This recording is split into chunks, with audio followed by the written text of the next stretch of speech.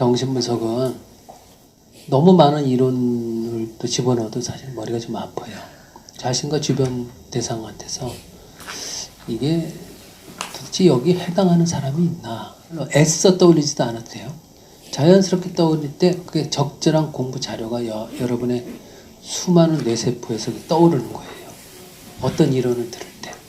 그 자료를 소중하게 한번 이렇게 활용을 해서 어떤 이론이 이게 나의 어떤 부분 또는 그분의 어떤 부분을 이렇게 이해하는 데 도움이 되겠구나. 그리고 그 사례를 서로 또 나누기도 하고.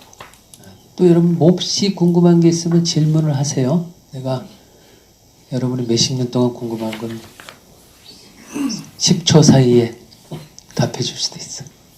클라인이 정신분석 학기에 남긴 공헌. 프로이드 선생은 오디푸스 컴플렉스와 연관해서는 정말 대단한 연구 업적을 남겼는데, 영유아 첫 1년, 생후 첫 1년. 여러분들 아이를 낳게 되면 생후 첫 1년 동안 내가 제대로 함께 나름대로 정성껏 돌봤는가 못 돌봤는가 너무 중요해. 내가 이렇게 지금 얼핏 떠오르는 순간적으로 떠오르는 건데, 부모가 부모가 의사던가 교수던가 하여튼 부모가 좀 소위 전문직이 있는 양반들 이 경우 아이를 직접 1년 동안 돌보는 게 간단치 않게 되거든. 근데 심지어 이런 경우도 있어. 부부가 박사 논문 심사 받을 때 애가 태어날 수가 있어. 어떻게 해? 그 아이가 어떻게 될까 생각해. 그것도 외국에서. 결과는 아주 정말 그 부모가 나중에 땅을 치고 통곡해도 어쩔 수가 없어. 이 정신분석을 이걸 배웠더라면 그래 직장에서 요새는 이런 걸 이게 사회적으로 정신분석이 한번 쓱 공론화가 됐기 때문에 외국에서는 그래서 육아휴직을 이렇게 막 해준 거예요. 우리나라에서도 요새 직장에서 1년 정도 육아휴직을 주잖아. 더 많이 주기도 한다는 것도 있는데 예전에 그렇게 안 줬거든 현실적으로. 근데 전문직 부모인데 불과 한 3달만 쉬고 직장에 복귀했다. 이런 경우도 많잖아. 무슨 학과장을 맡는다던가 여러 가지 의사로서 또 중책을 맡고 이렇게 또 사회적 경쟁 관계에 있는 회사에서 좀 약간 위태롭고 해서 말이야. 그래갖고 그 부모가 출세해가지고 난 모든 걸 다 해줄게 해도 소용이 없어. 이미 사춘기 때 발병이 되는 걸고. 발병이 되면 어떡할 수가 없어. 그 뿌리를 알 수가 없어. 그래갖고 소위 유명하다라고 하는 정신과 의사들을 다 찾아가고 심리 박사들을 다 찾아가도 뿌리를 알 수가 없다. 원인도 몰라. 그런 분들이 이렇게 와가지고 따다다다 해가지고 뿌리를 찾아주면 이 클라인 덕분으로 아이고 생후 3개월 만에 직장에 복귀하셨네. 이렇게 되게 중요한 거예요. 그때 이제 상황을 디테일하게 해가지고 여러 가지 뿌리를 찾으면 보충할 방법이 생기거든. 자, 그래서 이런 영유아 연구하는데 대단히 기여를 많이 했다. 전달됐어요? 탄생 직후부터 그 자아 기능이 작동된다는 걸 주목했다. 프로이드 선생은 그렇게 첫 1년에 대한 연구를 디테일하게 하지 않았어요. 그리고 자아라고 하는 거는 주로 오디푸스기에 많이 발달한다라고 봤어요. 그런데 웬걸 이 클라인이 또 보니까 자아의 방어 기제가 태어나자마자 작동되는 거야. 분열이라고 하는 것과 투사작동의식. 대표적이지. 분열, 투사, 내사, 투사작동의식 4가지인데 더 덧붙이면 원시적 이상화, 원시적 평가자라 이런 거. 그래서 이 방어 기제를 쓰는 사람들 종교단체가 많아 사실은. 그래서 이게 보니까 아니 왜 어떤 사람이 심각한 정신질환을 앓게 됐는가. 심각한 정신질환을 가진 사람을 분석해 보니까 이게 원시 방어 기제에 갇혀 있는 사람들이더라는 거지. 그럼 이 사람들이 이 방어 기제는 언제부터 작동됐는가? 뿌리를 찾다 보니까 영유아기 때부터 작동한 거야. 프로이드 선생은 억압 방어를 주목한 거는 그 아동 오디푸스기거든. 그래서 자아 기능이 태어나는 순간부터 작동되는구나. 와, 그리고 이러이러한 원초적이고 원시적인 강렬한 방어 기제가 와, 영유아한테 적동되네. 요새는 이게 거의 모든 정신분석파들이 인정을 해, 이거를. 오케이? 특히 경계선 인격과 정신분열증을 연구하다가 보니까 이것을 더더욱 인정하게 됐어요. 그래서 클라인 학파가 초기에는 비과학적이다라고 이렇게 되다가 이게 컨템퍼러리 클라이니안 서클이라고 모던 클라인 서클이라고 하기도 하고 현대화된 클라인 서클에서는 이 이론이 대단히 과학적으로 수용이 돼. 구강기가 정신의 형성과 발달에 매우 중요하다. 태어나서부터 한 1년 반 사이?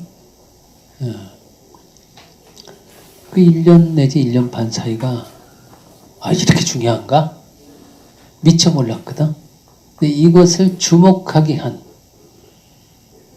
그런 공헌이 있지. 대단한 거지. 그리고 오디푸스기 이전에 이미 최초 대상에 대한 내사 동일시가 존재한다. 그 오디푸스기의 중요한 대상은 그 오디푸스기는 성대상이라고 얘기를 하고 동일시 대상이라고 얘기를 하는데, 즉 성 차이를 지각하고 난 다음에 갑자기 소녀한테는, 여자아이한테는 아버지가, 남자아이한테는 어머니가 대단히 매력적인 대상으로 느껴져. 막 계속 몸을 부비고 싶고 같이 있고 싶고, 그걸 이제 성대상 선택이라고 얘기를 해요. 묘한 패션을 갖고 담고 있는. 그리고 나서 이제 오디푸스 후기쯤에 갖고 그 아버지 말씀을 수용하면서 이제 동일시가 일어나거든.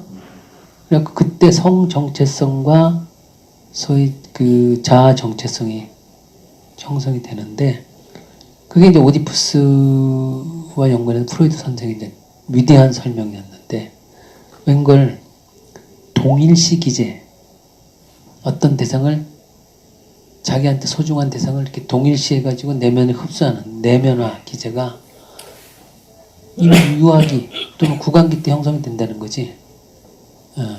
그래서 그걸 아이덴티피케이션하고 구분하게 지난 시간에 얘기했죠. 인트로젝션이라고. 내사라고 해, 내사. 그래서 내사 기제가 대단히 잘 작동되는 사람은 얼핏 보면 되게 흡수를 잘해. 빨리빨리 흡수하는데 그게 온전히 다 흡수된 게 아니야. 단기간만 효력이 있지 장기적으로 영원히 자기 것으로 소화된 건 아니야. 특히 이제 최초 대상에 대한 내사가 되게 중요해요. 그래서 여러분 한번 상상해 보세요. 인생의 첫 1년 때, 구강기 때 여러분의 최초 대상에 무엇을 내사했을까? 잘 해봐. 기억 안 나요, 여러분. 그게 잘 해봐. 그건 알 수가 없어. 왜냐?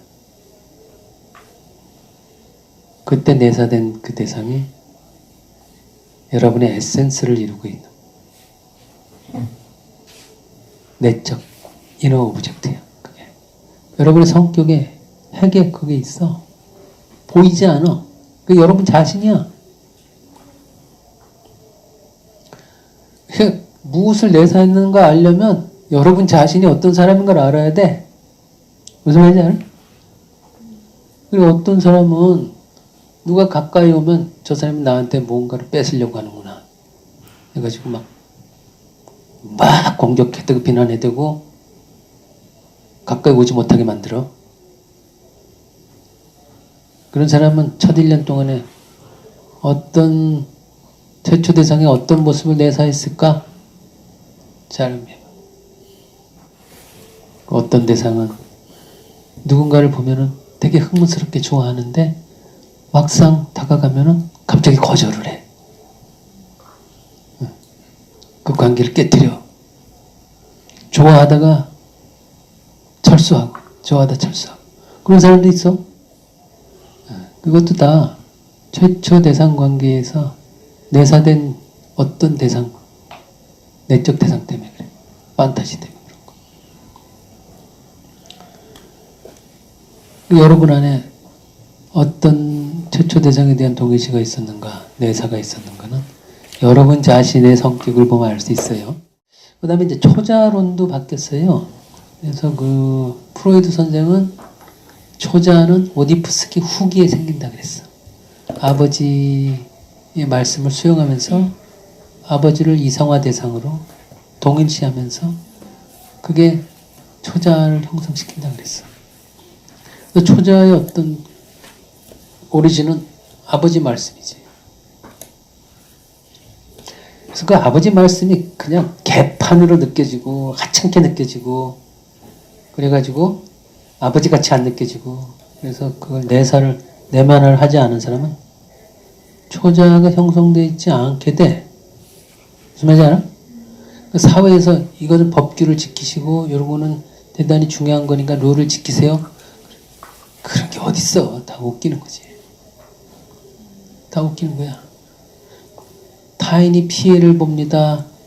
웃기지 마라. 듣기 싫어. 이렇게 돼. 그런데 이 초자는 되게 이제 사회가 요구해주는 사회생활을 하는데 꼭 필요한 타인을 배려하고 자기 본능을 함부로 분출하지 못하게 하고 이런 억압기제와 연관된 초자거든. 금지된 욕망에 대한 어떤 심판자로서 초자예요. 그런데 이 초자가 오디푸스 후기에 형성된다고 생각했는데 클라인이 새로운 초자를 또 발생을 했어. 초자가 생후 첫 1년 동안에 형성된다는 거야.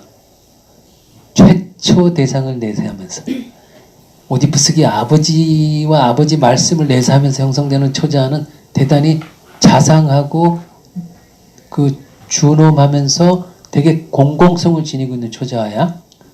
그런데 초자가 또 다른 종류의 초자가 있더라고. 뭐냐면 저런 쓰레기 같은 녀석들은 전부 다 없애버려라. 강하게 명령하는 초자가 있어. 내 말을 안 들으면 너희들은 영원한 지옥의 불길에 갈 것이다. 진짜 말을 안 들으면 막 속에서 막 징벌이 내려갖고 몸이 타. 자살하게 돼. 가혹한 심판자로서 가혹한 초자가 있어. 예를 들면 가령 예를 들면 그 연쇄살인범 내가 요새 이름은 얘기하지 않겠어요. 예전에 무슨 출장 안마사를 15명을 토막살인한 그런 사건들이 있었거든. 그 사람을 감옥에 가서 변호사로 가가지고 이렇게 한 사람이 정신분석 학회 와서 발표를 했어. 근데 그 사람이 초자가 안 느껴지더라고요. 그러는 거야. 그래서 무슨 소리냐. 나는 마땅히 해야 할 일을 했는데 내가 뭐가 잘못한 거냐 이렇게 얘기를 해. 무슨 소리야? 난 쓰레기 청소를 한 것뿐입니다. 이렇게 나와. 내적 명령의 소리를 실행했을 뿐이에요. 오케이? 그럼 도대체 그 명령자는 누구야? 그 명령자는 생후 첫 1년 동안에 형성된 본능적 초자라 그래. 그건 이 그림을 그린다면은 이건 고급 지식이에요. 예.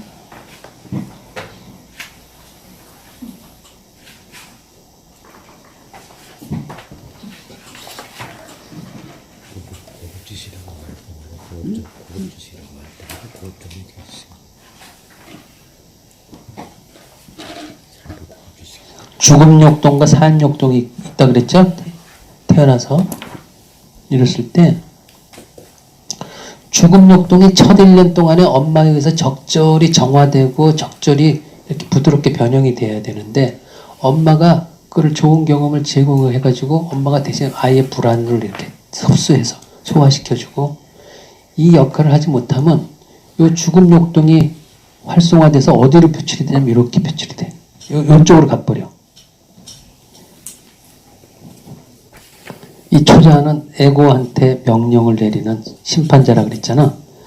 이게 삶의 욕동이 가서 명령을 내릴 때는 이 사람한테 좋은 명령을 내리는데 죽음 욕동이 이렇게 되면은 가혹한 잔인한 명령을 내려. 그래서 도덕의 이름을 또는 도덕의 탈을 쓴 죽음 욕동의 명령이 내려지는 것이지. 무슨 말인지 알아? 그래서 저렇게 인간 쓰레기들은 다 잡아 죽여라.